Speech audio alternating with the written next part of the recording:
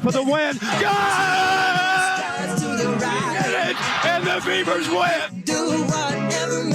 Doc Parker, a good friend of the show there on the call.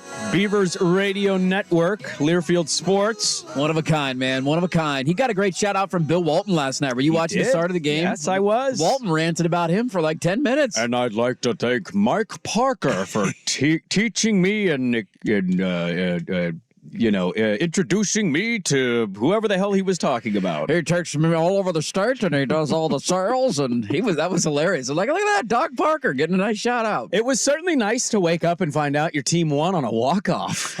I can't stay up for that. No, I turned it off because I went to bed at halftime and I saw they were down 8 or 9, and I thought, they didn't get off to a great start. Little too much. Arizona's a good team, even though they haven't been playing great lately, but they're probably not going to win this game. And then I woke up this morning to a text from you to Schultze to play the audio of a game-winning 3-point shot. Well, that's okay. I turned it off a little I'd say there was about 10 minutes to go in the second half. I just couldn't stay up anymore. I was super tired.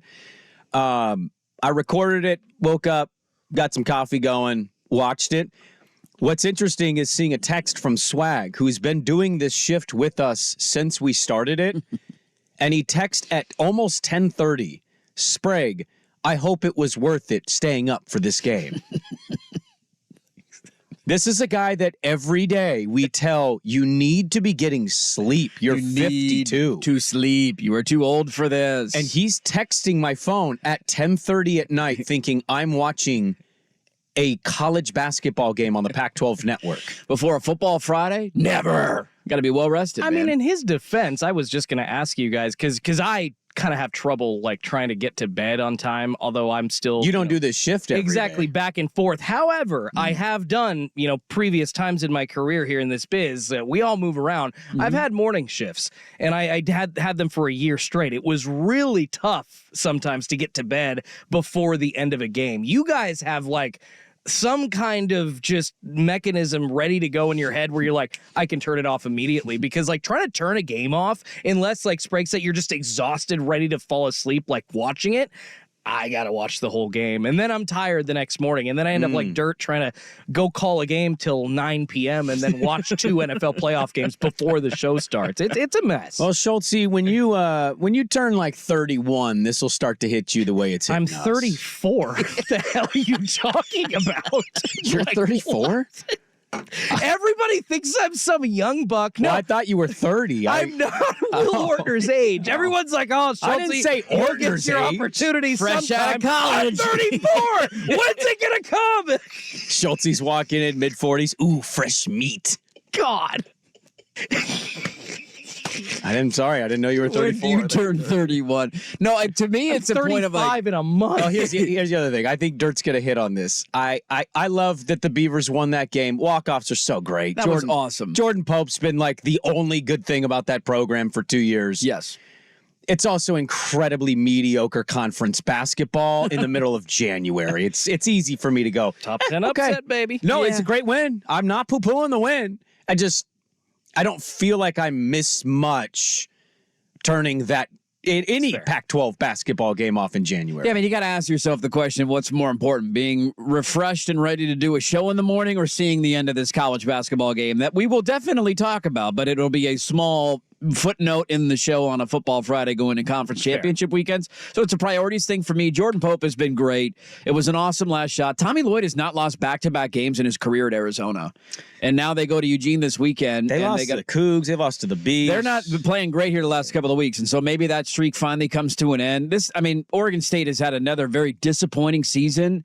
But these are the kind of games that Tinkle finds a way to win at home, right? I mean, you guys were down there a couple of years ago when they knocked off Arizona. They seemingly always beat Arizona. You said 18 yesterday, and I was just like floored that the number would be that big. The spread was 18.5 on this game. You're almost a 20-point dog, and you outright win. Like, start valuing whatever it is that Arizona doesn't bring to Gill Coliseum, because they always lose that game. I mean, it's a good atmosphere. You're going into kind of a sleepy college town. It's Arizona's had a really hard time winning there. I wish we could gamble on college hoops because I would have gambled on that game yesterday. That's just too big for Oregon State's history and the way they get up for these games. if I'm an Oregon State fan, these kind of wins would almost frustrate me more because I know that it's one thing to get up for an elite opponent, which Arizona unquestionably is, but the level of inconsistency that they played with this year would be really frustrating. And they show you from time to time what they're capable of. Jordan Pope's one of the best scorers in the conference, man. He's averaging almost 20 points a game. He was outstanding last night, hit the game winner. Like, when you have a leading scorer like that in college hoops and a Pac-12 conference that I don't think is that good this year. It's very mediocre. There should be more wins on that schedule, and maybe it's this weekend against ASU, and this is a turning point for him. But it was a nice win. It kind of highlights why can't you play like this on a more regular basis. I don't say this to be mean. Pope coming back was massive. Everybody kind of thought, oh, he might get poached. Yeah. If we're doing the gambling conversation and I separate the fandom, I would fade him against ASU. I probably would too. That seems to kind of be their thing. They love to beat Arizona, and then ASU comes in and kind of just kicks their ass. Yeah. We'll see what happens there. The Fighting Hurleys go down to Eugene, and your Ducks, they were down early. They were down double digits. And just like they seemingly always do, they found a way back, and they ended up winning the game outright, killing Arizona State 80-61. They had a 10-minute stretch, I believe, in the first half where they didn't score a point. Yes. And then scored 80 points on the game. And then you outscored them 52-28 in the second half for that win.